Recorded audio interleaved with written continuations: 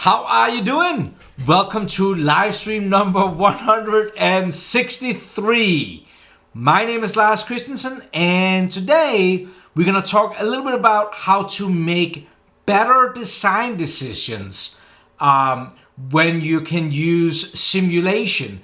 And this is going to be somewhat beginner. So if you have a PhD, do a lot of simulation, this is probably not the live stream for you, but that's fine. If you have anything to add, down in the comment area. Today's live stream is going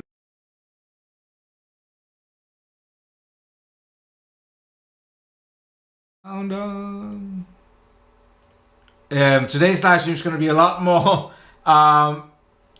But my grandfather was a farmer, and he would tell you that he was going to use some farmer knowledge on the design here. And what that means is that you might not have a degree, but you know how to dig a hole. So if you watched yesterday's live stream, we talked about creating these airfoil ribs, and I want to take this one step further, because one of the great comments I got in yesterday was, what would happen if we took this airfoil rib and now applied some generative to it, this new generative concept.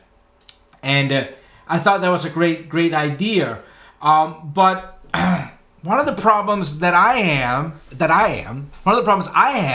is, well, I'm not always that smart. Sometimes there's just things I don't know, and I don't know much about airplane wings, and sometimes also when I'm designing things, it looks good on the screen, right? But how do I know even where to go? So what I decided to kind of work with this rib here was, before I was going to put it into generative design, and that is actually generating. I did that. That's up in the cloud right now. It's actually calculating as I'm doing this live stream. So and I can see here on my other computer, if it solves, I'll show it to you, and then we can talk about that in another live stream. But one of the things I wanted to use in this one was simulation, because I have absolutely no idea about what kind of forces of this one, what it means, and what it should withhold. So what I'm gonna do is I'm gonna save this. So this was the file we did yesterday, right? So I'm gonna save that out as a save as, and I'm just gonna give this one another name. We call it simulation. So now I'm making a copy of this design, and the reason I'm doing this is just for Lars's brain. Again, I'm not always the smartest guy, and sometimes I like to move my design out. So now I have another one here, because what I'm gonna do, I'm talking too much. I'm gonna literally get rid of all these other files here, and delete everything. I didn't mean delete everything. Control undo. I'm gonna delete all these bodies. I'll probably remove them, is probably better. Remember we talked about remove? Instead of deleting, then it patches things up. Remove. I'm gonna remove all these. I only have one body for us to work with here. And then another thing I've talked about in regards to this model before is that I realized that this thing here is it's tiny, like it's 100 millimeters wide. So it's definitely like a airplane, model airplane kind of thing. I want this to be a little bit bigger. I'm gonna scale it up times 10. That's gonna make it like a meter long. Well, it's probably maybe still a little small, but at least I feel like that will give me closer to something normal, like a small airplane. So this is what I'm trying to get at with this, and I hope that if you're just joining now, I don't want to confuse anybody. That's the last thing I always never want to do on these live streams. So we have this rib that we did yesterday, and now I actually want to send it into generative design. But before I even get into there, I need to know, this thing is made out of aluminum. I ask you, how much can it withstand? What is how much forces can go on this thing before it breaks? I don't know. I read somewhere when I was doing all the research that a wing on a fighter plane can hit like 300,000 pounds of force. I mean, that's a lot. Now, of course, I understand that force will be on the entire wing that will contain a lot of these ribs in there. But there's probably some safety built into it. So that was what I was kind of like stuck at. And I'm like, well, I need to start somewhere. I need to find out kind of like if this rib that is now 1 meter long, how much force can hit this thing without this thing just completely like just folding in half, right? So what I did was, we're gonna have to do two things. We're gonna have to kind of assume where this thing's gonna be fixed, and then we're gonna have to assume where about the force is gonna come from. The force is probably gonna come below here, but it's probably only gonna come on a section of the lower end. There's also gonna be some drag on the back. I know that airplane wings are very complex, and I know that I'm not gonna get all of this with this thing here. But what I decided to do, maybe you can find some learning a few things, hopefully, out of this. I'm going to use the split face, and I'm going to split this outer face here, right? That band that runs around it. I'm going to split it with this plane that is cutting right through the center here. Hit OK. So I'm just kind of like splitting this face through here. So now we kind of have one face there, and we have one face here. And then I'm also going to split it. I'm going to make an offset plane inward. Planes are turned off. Inward here. Let's do 400 millimeters. And then I'm going to split that plane again we just had down on the bottom. So say split face. I'm going to split this face. I'm just splitting these faces so I can put some loads on them. And I'm going to use that plane I just created there. So what we have now is we took this thing and we have now a split face there. So we haven't cut the model. We're just splitting these faces so we can put kind of like some restraints to it. Okay. And now what I'm going to do is I'm going to go into this simulation space. And if you've been in here before, if you know a lot about simulation, you probably just, okay, this is all cool. But if this is fairly new to you, you will see, of course, there's a lot of different options in here. And we're going to use static stress for this. And this is like the entry level kind of just straightforward simulation study you can use. And the reason that static stress is kind of like the entry level is because it's not taking into a lot of real world scenarios in here. Because if I just get out of this again, if you look at this model, what we're going to do is we're going to apply some pressure to this face. We're also going to add some pressure to this face, and then we're going to kind of like say that this face can't move. So in the real world scenario, first of all, this pressure would probably in real world come on slowly. It's not like somebody took a big sledgehammer and just hit it with a full force. Another thing could be that this thing might, what is called, instead of like breaking, it might what is called buckling, like it's kind of like fold in on itself.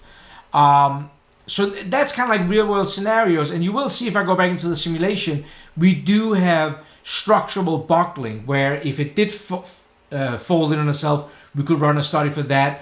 The nonlinear stress analysis would let us apply the pressure over a certain amount of time. The event simulation could say how many times can we apply the pressure. But for this one here, we're going to go with the static stress, the entry level, and really just, I'm doing that just to find out, like, I'm going to make this one out of aluminum, but where the heck, how much can that withstand? I have no idea. So doing this simulation might seem a little, if you've never done it before, confusing, and there can be a lot to them, but I want to show you here in some very simple steps, some startup practices that hopefully makes you kind of like help you. Because when I designed this one yesterday, if you look at it, like I just threw these 3 holes in here, right? Like, because I saw a picture, I have no idea what this all means. So the first thing we're going to do is we're going to select material. What are we going to make this one out at? So right now it defaults as a steel, because that's what Fusion kind of like goes out at. But I'm going to use this as a 6061 aluminum, because that's a kind of like a air, and I don't even know these different types: cold formed, hot formed. I don't even know which one I should pick here. All right, let's just pick one of. This is probably because we can do different studies, but I don't know what AHC means. So I'm going to select it anyways. So now I've selected what material this is made out of. Then we're going to select a constraint, what means what is not going to move. Because if I just applied a bunch of forces to this part, then the thing will just, like, think about right now it's just floating around in space. We got to hold it down. So I'm just going to pretend for this case we're going to hold it down on the top here over that entire surface. And again, I'm fully aware of that that in real life this thing would be mounted to other things that could cause that. But again, I'm just trying to kind of like narrow down my design and just finding out, am I even in the right town here? So I'm going to fix this area. So the first was material. We have now fixed this. Then we're going to apply the loads. And you will see there's a lot of different type of different things in here. But I'm just going to go in and say I'm going to do a structural load. And you can choose between, it could be like a force or a pressure. I'm just going to select a force. And then I'm going to select a face here. So I'm going to select this face. And I could actually, I could kind of change the angle. Like you can grab this arrow and you can kind of like choose where the different faces should be at. I'm just going to leave it at 0. So it's like the pressure comes from beneath and kind of pushes up on this face. Now you will see that this is done in newtons. Okay.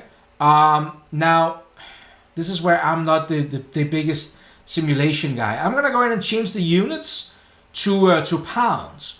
Because what I know is that it's about 2 pounds to a kilo, right? So I'm gonna use that. That's how my brain is, like my farmer's brain here.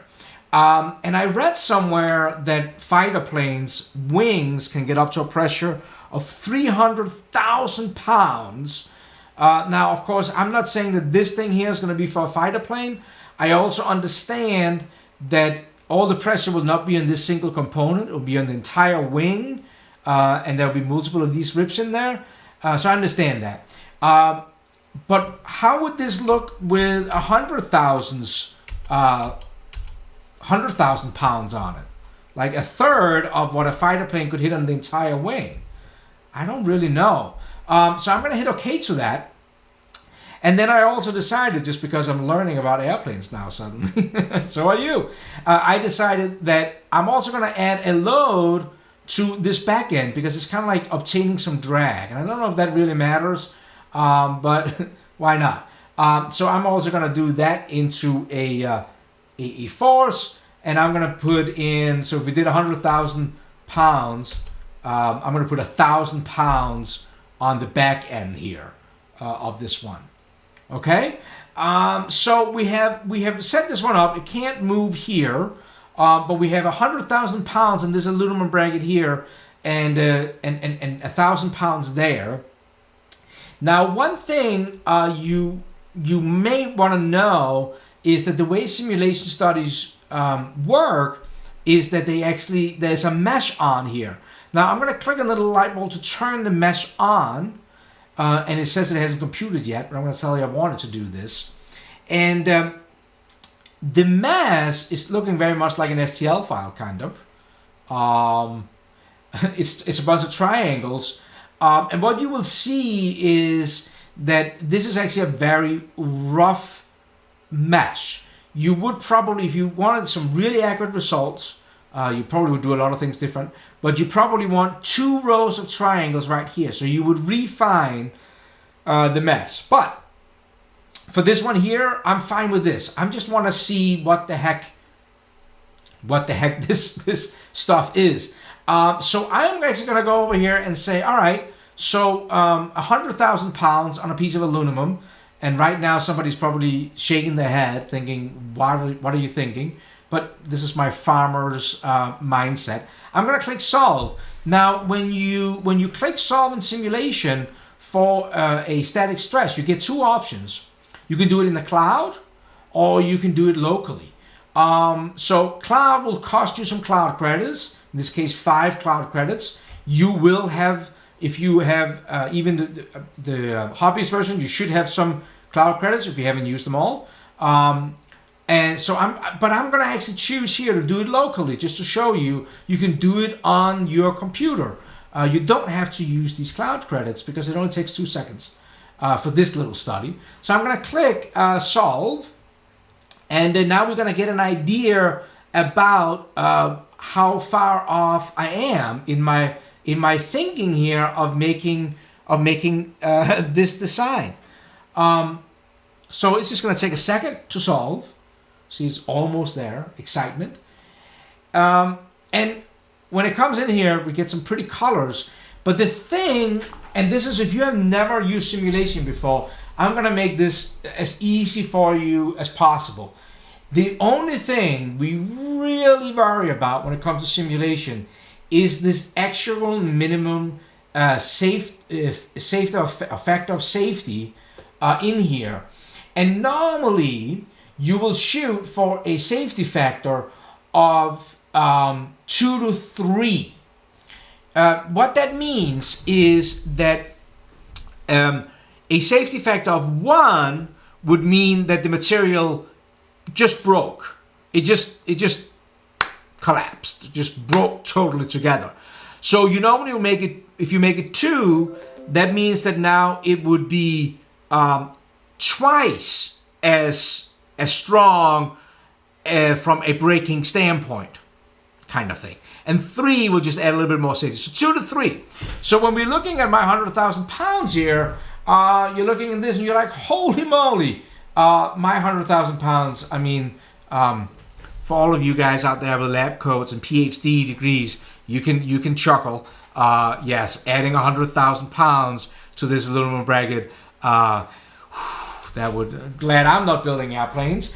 But that's my whole idea with today's live stream, is that I just figured it out that was silly. So what I'm going to do is I'm going to close this, and then I'm actually going to go over here. I'm going to right click and I'm going to clone the study. It means I'm just going to make a copy of it. It's going to take a second. So now I have study number 1, study number 2, and then I'm going to just go into my load cases here, and we're going to go in and say, all right, so that force number 1 I had, that was maybe a little crazy. What happens if I, instead of 100,000, what happens if I go in with 10,000 force on this side? And then maybe I'll go to that back force I applied 1,000. Why do we make that 500? Like, can it withstand that? Let's hit solve, and let's do that locally too. And let's click and get that one created.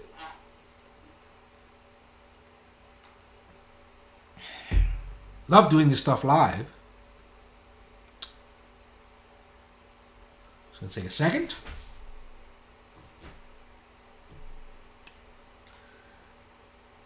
Okay, now when we did this with 10,000 on it, you will now see that we actually are within effective safety of 5. What means that now it's telling us that 10,000 pounds is probably a little bit more realistic in here.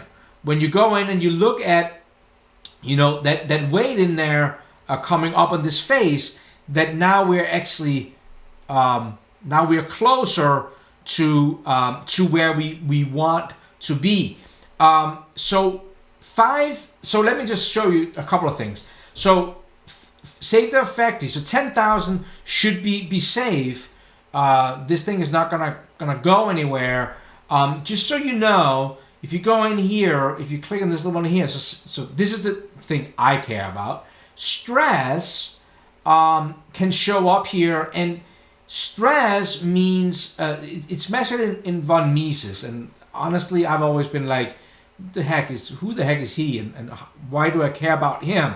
But von Mises stress, it just shows you where on the part things are struggling. So in this case here, it would be in these radiuses, what probably makes actually a lot of sense to us all when we think about it, even with our farmers kind of brain thing in here.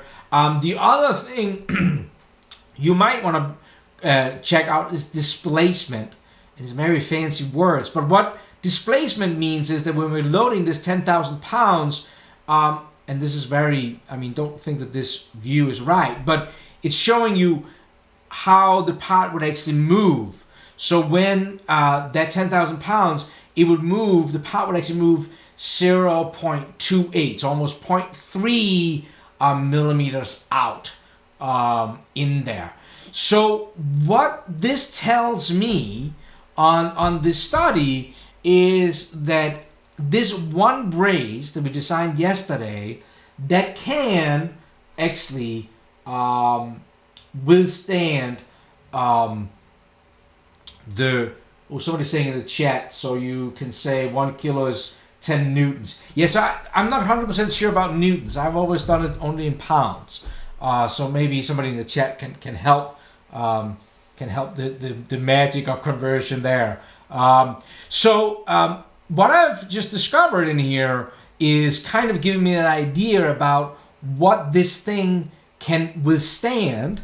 So when I go in, and I want to do this, when I go in and I take this, so this was my design kind of like yesterday. Well, when I take it into generative design and run it in there, what is the setup? So maybe we go in there and say, well, we maybe want to shoot for something that is I don't know, instead of 10,000, we maybe can do 12,000. And I would have loved to show you how that looked like today, but I gotta be completely honest with you. As you know, this is not the only thing these live streams, not all I do, but I can tell you that on my MacBook right now, if you watch the generative design video I did a few weeks ago, it's calculating right now. I did try to put it in there with the 10,000, so we're gonna get to see that. But it's not gonna be tomorrow. There's no live stream tomorrow or Thursday, and probably not on Friday. I'm not sure I'm gonna make it. Tomorrow I'm headed to Boston because on Thursday I'm doing a generative design workshop in our Boston facility.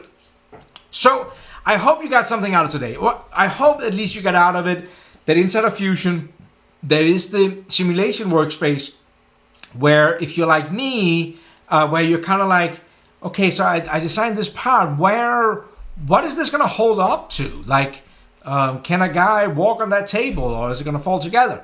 That's where these different simulation comes in. And of course, I did the static stress, what is kind of like, I call it the entry level, or kind of like the quick and dirty one that kind of like just gave us an idea that 100,000 pounds was silly. We had to dial it down. But that's many times the kind of like the things you're looking for when you are trying to design your parts. So with that, I am going to end this live stream. I absolutely appreciate you guys taking the time to do this. I'm sorry I couldn't show you the result for today, but if this was decent, at least not a complete waste of your time, I would appreciate a thumbs up. If it was a complete waste of your time, thumbs down. That's okay. I can handle it. And if you haven't already subscribed to the channel, then I would absolutely appreciate it. I'm gonna try to be back on Friday, but I'm not 100% sure I can make it, just because of this travel is gonna be a little crazy. But I will for sure be back next Monday, and I do have a couple of things I'm going to try to post up on the channel while I'm gone. So, with that, watching the recording, thank you so much. If you're watching the live stream, really appreciate you taking the time out of your busy day to watch this. Thank you so much, folks, and I hope you have an awesome week. Take care.